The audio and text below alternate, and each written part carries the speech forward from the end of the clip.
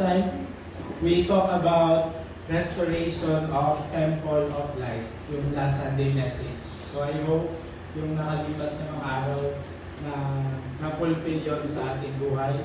And this time, we will talk about restoration or restoring the economy of light. Amen. Sorry, hindi ko pala nalagay yung verse dyan kanina. Basahin ko na lang ulit yung last part, yung 2 hanggang 4. Sabi sa 2, habang sila'y nag-aayuno, sumasamba sa Panginoon, sinabi sa kanila ng Espiritu Santo, ibukod ninyo sina Bernabe at Saulo. Sila'y pinili ko para sa tanging gawain inilaan ko sa kanila. Sa 3, pagkatapos nilang mag-ayuno at manalangin, ipinatong nila sa 2 ang kanilang mga kamay at sila'y pinahayo na. And for dahil dito, sinugo ng Espiritu Santo sina Bernabe at Saulo ay nagpunta sa Seleucia at buhat doon sumakay sila sa isang barkong papunta ng Cyprus. Amen. So, una sa lahat, bakit ba kailangan nating i-restore yung economy of light? Sa iba pong salita, ang economy of light is financial power. So, importante na, of course, sobrang kailangan natin ng spiritual power, physical power, and at the same time, kailangan din natin na tumanggap ng kasagutan in terms of financial power. Sino ba naman ang magnono pagdating sa financial? Diba? Kahit siguro ako, hindi ako magnono eh. Diba? So, but importante na paano o bakit ba natin kailangan tumanggap ng blessing na pagpapala o yung economy of life? Hindi importante kung magkano yung i-bless ka ni God, hindi yun importante kung magkano. Ang importante is paano mo ba siya gagamitin. Diba? Sabi nga sa Bible, kung pagkatiwalaan ka sa maliit, pagkakatiwalaan ka din sa malaki. So, importante na ngayon pa lang, nagkakaroon na tayo ng understanding on how or kung paano tayo tatanggap ng blessing of economy of life. So, sa number 1, bakit kailangan natin tumanggap ng blessing of economy of life is to save the church, to do mission, and of course, to be used for future generation. So, after nung tatlong yan, everything else will follow. No, alam ko, meron kayong mga dream, may pangarap kayong mabili, may pangarap kayo, I guess, most of ng mga makatulong sa family, diba, makabili ng mga bagay na gusto natin. Of course, lahat yan susunod pag yung mindset natin ay nakapokus sa tatlong bagay na to. Diba? Everything else will follow. Sabi sa Mateo 6:33, diba? Sundin mo muna yung kaharian ng Diyos at ang lahat ng bagay ay idadagdag na yun sa iyo. So hindi mo pwedeng pagbalik ka rin yun na hindi, mabagay muna tapos susundin ko ang Diyos. So hindi pwedeng pagbalik ka rin yung salita ng Diyos. So importante na kung wala dito sa tatlo na to, outside of this three, ang tawag lang dyan ay normal na financial blessing. Normal lang siya na financial blessing. Hindi natin siya matatawag na economy of life kung yung blessing na yon ay lalabas sa tatlong ito. No, kaya siya tinawag na economy of life, dapat ito yung nagiging priority. And like what I said, everything else will just follow. Amen. So, dapat pure, no? Purong economy of life na pagpapala yung ating tananggapin. Naalala ko nung ako ay siguro 2011, hindi po ako nagpaalam sa pastora namin. Nag-a-assist na po ako noon sa pastora namin, nagawa ng mga document, ganyan, kay pastora Chang, kung kilala nyo. Lagi po ako napunta sa bahay nila, yung bahay ko sa Cavite, tapos yung bahay nila sa BF. So minsan tinatanong niya, may pamasahe ka ba? Meron po. So kahit sakto lang talaga yung pera ko na. So that time kasi natanggap na rin po ako sa trabaho, nag-start na ako mag-call center noong 2011. Pero ang goal ko noon, of course, to help yung family ko, to support yung kapatid kong nag-aaral. Pero on top of that, ang goal ko is at least maka-help din sa church na kung saan ako ginagamit ng Diyos. No? And everything else, sunod-sunod na lang yung mga pagpapala na ginamit na binigay sa amin ng Diyos. So, ganun din sa ating mga remnants, sa mga leaders, as early as now, we have to understand bakit tayo pagpapalain ng Diyos ng economy of life. No, as early as now, dapat alam nyo na bakit ba ako kailangan yumaman pagdating ng panahon. Diba? So, for sure, if ito yung ating mindset, everything else will just follow. No, lahat ng mga bagay ay idaragdag sa atin ng Diyos. And sabi dyan sa next, ano yung una natin gawin? Kailangan gawin, we have to enter on pilgrim's prayer. So, ibig sabihin yan, concentration prayer. Now, bago lahat ng binanggit ko kanina, importante na magkaroon tayo ng panalangin bilang isang pilgrim. Sa Biblia, sa dictionary, yung pilgrim is person who is on a journey often with spiritual significance. So hindi lang to yung mga ordinaryong manlalakbay na pumupunta kung saan-saan, naglalakbay sila for a spiritual reason. Kagaya ng mga missionaries. Diba, hindi naman nagpupunta yung mga missionaries dito para lang magpunta ng Palawan, magpunta ng Boracay. Siguro kung may sobrang oras pwede. Pero yung main goal nila, ba't sila pupunta rito, is for a spiritual thing. Para tayo ay tumanggap ng pagpapala. Even yung mga visitors natin ngayong January 27, they are 20 plus na mga visitors. Sa sobrang hectic ng schedule, ngayon pa lang nagpe-prepare na po sila. Kausap po namin sila kagabi sa Zoom. Dami po nilang question, ang dami po nilang piniprepare. Yung Biason program, dahil alam nila na busy tayo, sila na po yung gumawa. No, sila na po yung nag-adjust. So, dito na po yung pinoproblema. No, so, bakit? Kasi alam nila yung reason bakit sila pupunta ng Pilipinas. For a spiritual thing. Hindi yung mga bakasyon-bakasyon na. No, so, importante tayo bilang anak ng Diyos na magkaroon tayo ng concentration sa panalangin kagaya ng isang pilgrim or mga manlalakbay. And ano yung mangyayari? Yung answer of transcendence will follow.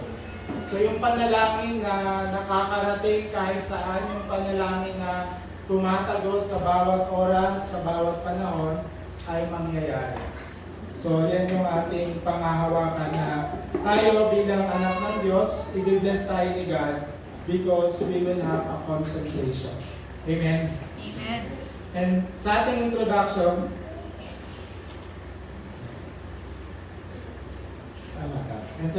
so sabi dyan, the end is near.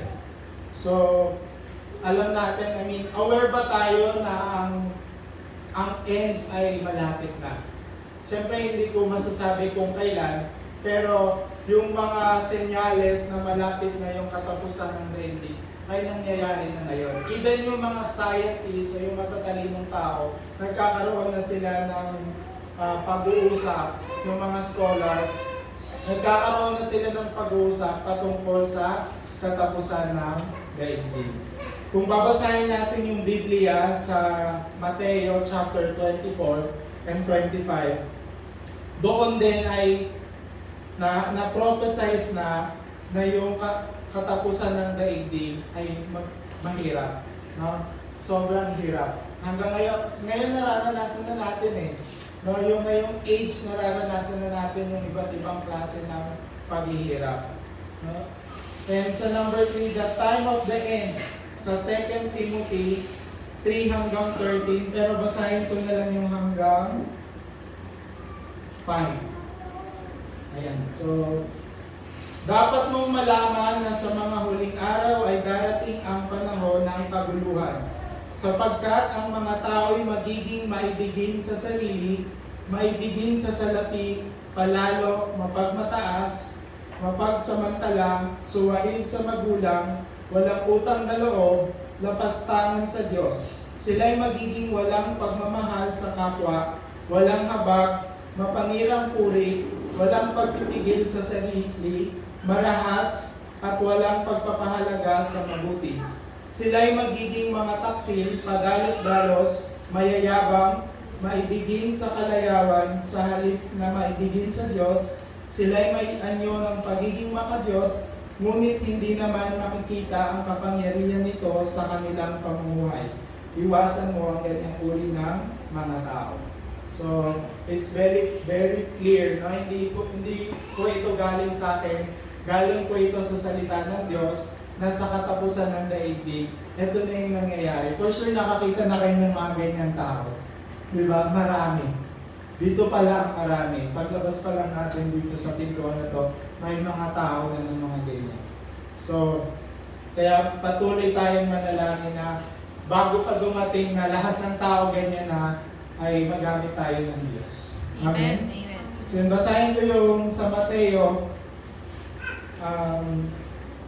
2:4 hanggang 14, pero basahin ko na lang yung 9 hanggang 14. Pagkatapos ay kapuputan kayong lahat dahil sa inyong pagsunod sa akin. Isasakdal kayo upang pahirapan at patayin, at dahil dito ay maraming tatalikod sa kanilang pananampalataya. Mapupuot sila at magtataksil sa isa't isa. Marami ang magpapanggap na propeta at ililigaw ang mga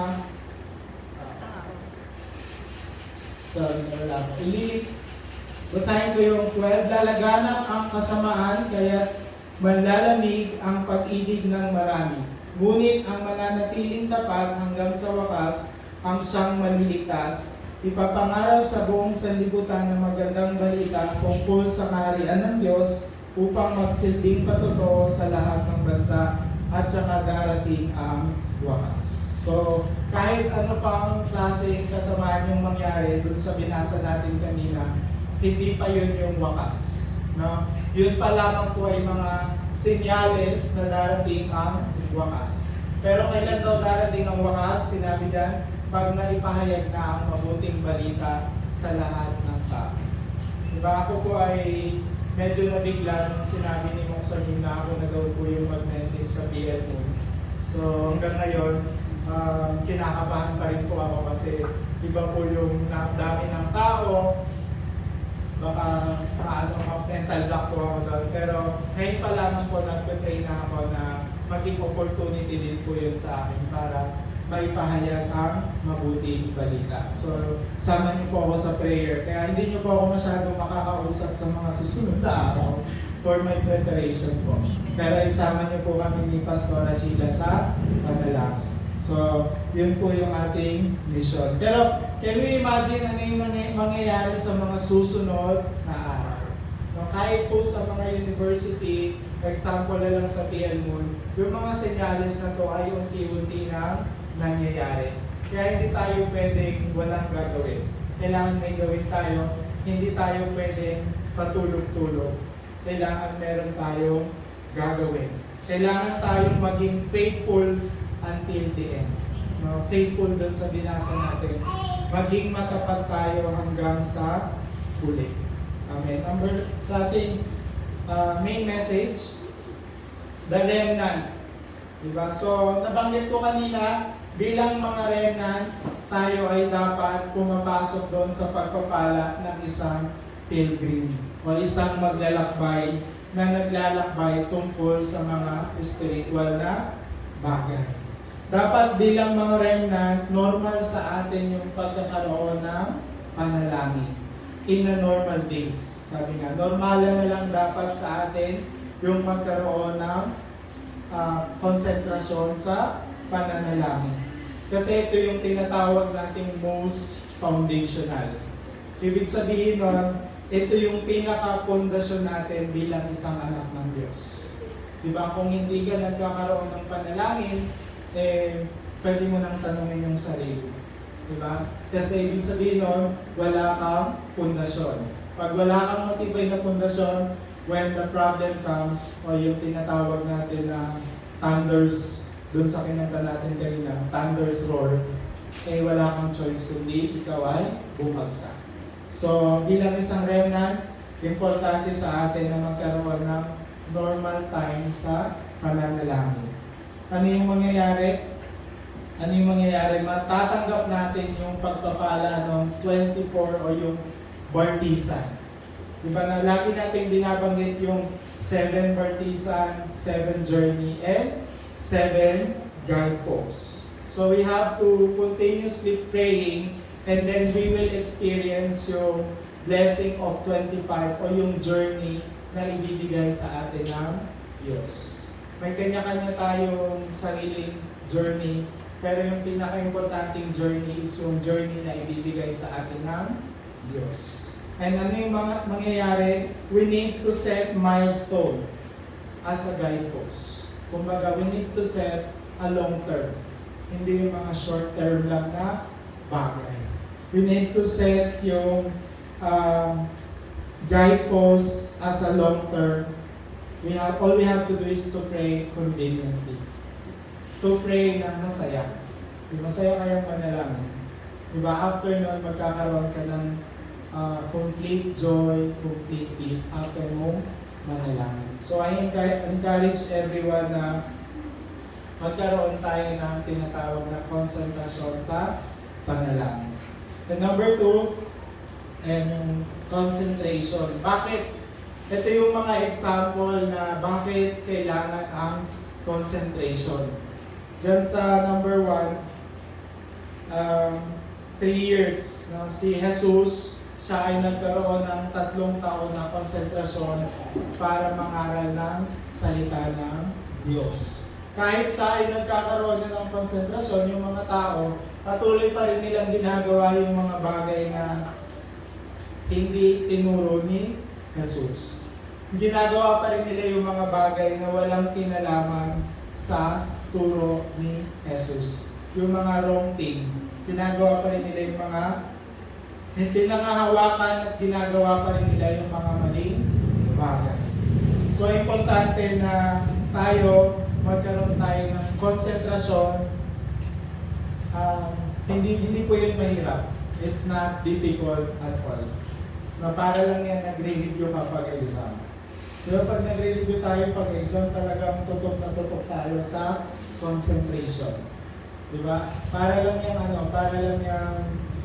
pag nag-ML ka, diba? Sobrang tutok na tutok ka. Ang tawag doon, concentration. So, I hope na magkaroon din tayo ng concentration sa panalangin. So, we will receive strength. Ngayong 1 week na lang po yung natitira for PL Moon Camp. Sabi ni Pastor, sa una lang yan mahirap, after yan ay alam na natin yung ating gagawin. So I encourage everyone na magkaroon kayo ng concentration kahit 1 week na lang. Barato nyo na yan. So we have prayer meeting, no? We have prayer meeting every 8 p.m. hanggang that's 10 minutes to 15 minutes. So yung mga mag-join sa PL Moon, I encourage you to join yung prayer meeting natin. Kasi doon sa part nun, merong prayer meeting for PL Moon Camp. So I hope to see you. I hope to see you every night. So for 1 week. For 1 week. So kayo na bahala kung gusto nyo ituloy after this week. Diba? But I hope to see you ng huling linggo ng konsentrasyon natin sa panalangin for PL Moon Camp. Ano pa? 40 days. Si Jesus, nagkaroon din siya ng concentration ng 40 days. Ano yung concentration na ginawa niya? Siya ay patuloy na nagkaroon ng pagbubulay ng salita ng Diyos at pagpapahayag patungkol sa kaharian ng Diyos. So 3 days, 40 days, and hindi natin kailangan, sige 40 days lang pala eh. After 40 days, okay na ako. Pwede naman tayong lumagpas sa 40 days. No? Hindi kailangan 40 days lang. But isang example lang to na si Jesus mismo nagkaroon ng concentration. And number 3, 10 days. 10 days preparation ng early church. Yung early church sa Mark's Upper Room, sila ay araw-araw nagkakatipon at sila ay nananalangin. Kasi alam nila na gagamitin sila ng Diyos. So, as first line of defense, kailangan nilang mag-pray concentrately. No? Konsentrasyon yung early church sa Mark's Upper Room. Ano nangyari? Tinanggap nila yung grace in all aspect. So, when we pray, kailangan tumanggap tayo ng grace sa lahat ng aspeto ng ating buhay. Hindi pwede yun sa isang part lang. Dapat sa lahat. Yung tinatawag natin 5 powers. And basahin ko yung Acts 2:42. Ayan. So, inilaan nila ang kanilang sarili upang matuto sa turo ng mga apostol, sa pagsasama-sama bilang magkakapatid, sa pagsasalo-salo sa pagkain at tinapay at manalangin. So, ito po yung tinatawag nating model church, yung early church. Number 4, yung worship. Diba? So, every worship, every Sunday, dapat nagkakaroon tayo ng kasagutan. Hindi tayo nagkakaroon na, ay naka-worship na ako, okay na ako. Dapat paglabas natin ng pintong ito, meron tayong nahanap na kasagutan galing sa kanyang salita. Hindi nyo kailangan ma-memorize yung tinuturo namin. For sure, imposible yun. Hindi nyo kailangan maalala lahat. Pero, kaya tayo may forum tsaka may prayer topic Kasi, kailangan maintindihan nyo yung mensahe na tinanggap nyo mismo. Kaya pag may forum, I encourage everyone na ako, wag yung tayo. Kasi usually, tayo, kailangan ko natin, tayo. So dapat ako. We need to use yung salita ako na para mas nag-i-imprint sa atin yung mensahe ating tinanggap. Magkaroon tayo ng definite o mag-i-imprint sa atin yung mensahe na ating tinanggap. And number 5, yung fear. Diba? So, ang bawat isa sa atin for sure umaalis, bawat isa sa atin for sure may lugar, sa bahay man yan, sa school man yan, kung saan ka mandali ng dalawang paa mo, ang tawag dyan ay field. And bilang isang anak ng Diyos, dapat dun sa field ngayon, kung nasaan ka, dapat nagkakaroon ng katuparan yung salita ng Diyos. Dapat yung tinatanggap natin na salita ng Diyos ay napupulfill dun sa field na kung saan ka dinadala ng Diyos. Ang ibig sabihin nun, ikaw ay isang tunay na Christian. Christian in a daily basis. Hindi po tayo Christian pag nandito lang po sa simbahan. We are Christian. Mas mahalaga yung pagiging Christian natin pag tayo ay nasa labas ng bahay. Dito hindi ko na kayo tatanungin, Christian ba kayo? Hindi ko na kayo tatanungin. Kasi matik na yon. Pero paglabas, wala naman tayong tatak na I am a Christian. Diba? So, importante na we have to live as a normal Christian, lalo po sa labas ng simbahan. And last, and number 6, challenge. So, from today, magkaroon tayo ng challenge sa sarili natin.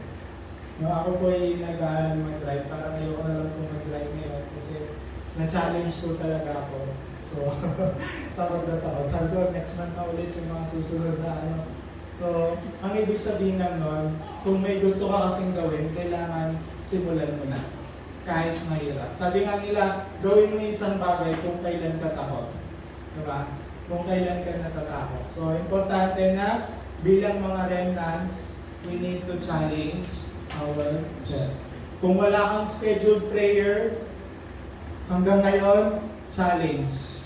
No? Kung nararamdaman mo na ayaw mong manalangin, doon ka manalangin. That's the perfect time to pray. Pag ayaw mo. And Acts 13, yung 7, yung 24, 25, and eternity, ito yung magiging result. God will make us a partisan, will give us a journey, and will establish us bilang guideposts. And number 8, Acts 13, 1-4, magkakaroon tayo ng convincing answer kahit saan ka pumunta. No, kahit saan ka pumunta, magkakaroon ka ng kasagutan. Diba? Kung naalala nyo, last time, nagpasyal-pasyal lang ako sa PL Moon, pero ngayon may kasagutan na kaagad. So, ayun yung kailangan natin tanggapin. Sabi dito sa Acts 13:2, habang sila'y nag-aayuno at sumasamba sa Panginoon, sinabi sa kanila ng Espiritu Santo, ibukod ninyo sina Bernabe at Saulo Sila'y pinili ko para sa tanging gawain nilaan ko sa kanila. So yung ginawa ng Diyos kay Pablo at kay Bernabe ay kayang-kayang gawin sa atin ng Diyos. Doon sa field na kailangan tayo. Doon sa field na binigay sa atin ng Diyos. We have PL Moon student here, no? I think apat yung PL Moon student dito. So baka ito na yung opportunity natin na baka siguro kailangan tayo ng Diyos sa PL Moon. Di ba? Kaya binibigay niya na agad yung mga kailangan natin. So after ng event, for sure may mga mag-a-arise dyan. Hindi ko po kaya lahat yung message. Hindi ko po yun kaya lahat. So, bibigyan ko kayo ng task. Pag kaya, sige, saluhin ko muna. Pero pag umapaw yung schedule, so, we need to prepare. No? And last, yung Acts 16, 6 to 10. Basahin ko na lang yung part yan. Sabi diyan, papasok na sana sila sa Bithynia, subalit hindi sila pinahintulutan na Espiritu ni Jesus. And sa 10, pagkatapos ng pangita nito, bumayak agad kami sapagkat natiyak namin kami tinawag ng Diyos upang ipangaral sa Macedonia ang magandang balita. So minsan, may mga plano tayo sa sarili natin. Ngayon, we have maraming preparation for PL Moon. Pero pagdating natin doon, minsan may ibang plano yung Diyos. Diba? Hindi natin alam. Pwede yung last day na natin yun doon.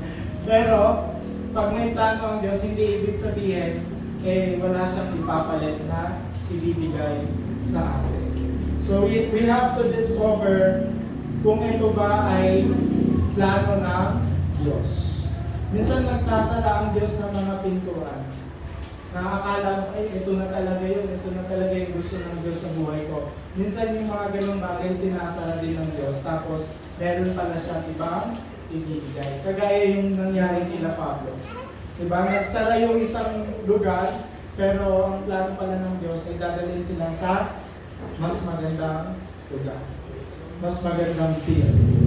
So I hope yung 10 ito ay magkaroon tayo ng challenge. I-challenge natin yung sarili natin so that yung power of economy of life ay ibibigay sa atin ng Diyos. Amen. Amen. So, ito po yung aking, dati po, pag ako po yung lumilipat ng trabaho, lagi po ako nagpipray na kung, syempre pag lilipat ka ng trabaho, kailangan malaki na yung sahod, ganyan. Lagi po ako nagpipray na, Lord, kung hindi naman ito magagamit sa'yo, okay na ako dito sa current na trabaho ko. So, for some reason, kahit parang hindi naman ako sumagot ng tama sa interview, nakakapasa naman. So, ang ibig sabihin nun, dapat yung heart natin is nagko-connect sa heart ng Diyos. Diba? Dapat konektado siya. And because of that, ibibigay ng Diyos kung ano yung nais. And last, number 3, center. Center of your life. So, saan ba dapat nakasentro yung ating buhay? Ano ba yung sentro ng ating puso? Saan ba siya nakasenter? So, kailangan natin itong isipin ngayon pa lang. Ano ba talagang plano ko? Ano ba talagang gusto ko sa buhay for the rest of my life? Diba? Hindi yung, ito muna yung gusto ko. Dito lang muna. So, okay lang na ngayon pa lang, nag-iisip tayo, ano ba yung plano ko sa buhay ko, sa buong buhay ko. Kailangan, you have to properly set your life. Ngayon pa lang. So number 1, the center of tabernacle. Anong ibig sabihin nito? Yung sentro ng buhay natin dapat nagkakaroon ng pasasalamat sa Diyos. Ganun lang siya kasimple. Ibig sabihin nun, inaalala natin yung covenant, yung mga pangako ng Diyos. Yun yung number 1 center ng ating buhay sa pamamagitan ng worship. Diba, sinasabi namin lagi, pag nabigo ka sa worship, mabibigo ka na sa lahat. So, it's important na successful tayo sa worship. Diba? And ano pa? Temple-centered, kagaya ni David. No? Yung buong buhay niya ay nakasentro sa templo. Anong ginawa ng Diyos? Binigyan siya ng Diyos ng 1,000 bartisan. Ibig sabihin ng centered on temple, dapat nagkakaroon ka ng enjoyment sa panalangin. Concentration sa panalangin. So, kailangan po natin magkaroon ng oras ng pananalangin. Then sa last, yung church center.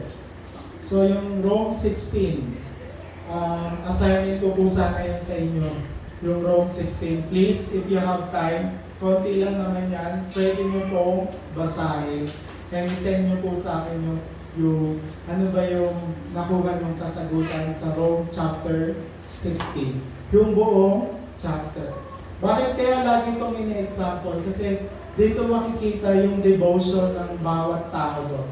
Maraming tao na nabanggit doon sa Rome 16 and sila yung tumutulong sa mga missionary, sa mga church, and I'm praying na ito yung makita nating mga tao sa PLO, kagaya ng mga tao sa Rome chapter 16. And may God prepare this kind of people sa church, sa bawat field na binigay sa atin ng Diyos. So si Pablo dyan, sobra siyang nagpapasalamat kung babasahin mo. Isa-isa niyang binabanggit yung mga pangalan ng tao at lagi siyang nagpapasalamat. Salamat kay ganito kasi hinilaan niya yung kanyang buhay, yung kanyang oras para sa gawain ng Diyos. So, please send me your assignment from chapter 16. And last na po, conclusion. Si Rockefeller, kilala niyo naman po yan, no? Pwede niyo po i-search si Rockefeller. Siya po ay isang model Christian. No? So sobrang, parang po siyang si Elon Musk. Siya yung dating Elon Musk. No? Kaya lang, yung lahat ng kanyang tawag doon, yaman, kasi naturuan siya ng parents niya na kailangan mo mag-help sa church, ganyan. So, sa sobrang inspired siya, ginawa niya naman. Kaya yung kanyang accounting, may accounting siya, 40. 40 yung accounting niya na nagbibilang yung kanyang offering. So, sa sobrang devoted niya sa church. And because of that, napakarami pong school, church na naitayo. So, pwede niyo po siya i-search sa Google, no? Si Rockefeller. And ano pa? Yung 3 organization, kung naalala niyo yung Jewish, yung Freemason, Muslim, nagkakaroon sila ng concentration. Nabanggit natin last time, di ba? Muslim, pag tumunog yung, ewan ko kung may biglang tumutunog, tapos alam na nila kung anong oras sila mananalangin. Kahit saan sila abutin sa airport, diba sa airport nakakastorbo na daw sila minsan. Kaya yung mga airport ngayon nagpagawa na ng parang kwarto para sa mga Muslim. Para pag oras na nila mag-pray, alam na nila kung saan sila pupunta. So hindi nila madidistract. Kasi kung walang kwarto, kung nandito sila sa pinaka-hallway ng airport, hindi talaga sila mag-pray. Diba? So meron silang concentration prayer. Meron silang schedule prayer. And even yung 3 organization na yan, meron silang araw-araw na pagtitipon. Nagkakaroon sila ng concentration. And we can do much better. No? Kaya rin natin gawin yung ginagawa nila. So we need to challenge. And number 2, yung sickness, failure, and crisis. Sabi dyan ni Pablo, pag nagkaroon ng sakit, mag-pray. Magkaroon ng deep prayer. So I don't know kung sino yung nakaka-experience ng sakit sa sarili o sa loob ng family. So the first thing that you need to do is to pray. Concentrate. Konsentrasyon sa panalangin. Even failure. Diba? So for sure, in one time na-experience natin yung failure at marami pang paparating na failure. If that happen, go into deep prayer. So you will overcome everything. And crisis. So for sure na makaka-experience tayo ng urgent. Sabi dito, urgent situation. So hindi natin matatakasan yung mga urgent situation. So kaya anong gagawin natin? Sabi ni Pablo, you have to go into deep prayer. So nangyari yan sa kanya nung bumabagyo. No? Siya ay nanalangin. So in one time, as you go older, habang tumatanda tayo, for sure, mas maraming paparating na sakuna or mga challenges. If that happen, dapat yung first line of defense mo is yung panalangin. So, basic po yan sa ating mga Diyos. So, until ma-heard natin yung tinig ng Diyos. Until makita natin yung nais ng Diyos. It can be yes, it can be no, it can be maybe, or but ang importante, you will receive answer. So, yun lamang po. Palakpakan po natin ang Diyos sa tayo po ang subject ng kalaman. Let's all pray. Lord God, once again, kami po ay nagpapasalamat dahil kami ay pinili mo bilang mga remnant, bilang pilgrim, Panginoon, na siyang magkakaroon ng konsentrasyon sa panalangin. Sa oras na ito, Panginoon, nawa kayo ang kumilos sa bawat isa at patuloy kaming manalangin sa mga bagay na ibibigay mo sa amin sa mga susunod na buwan, sa mga susunod na araw, Panginoon, lalong-lalo na po yung aming camp sa PL Moon at sa Biasan, Panginoon, patuloy mong ihanda ang lahat ng bagay.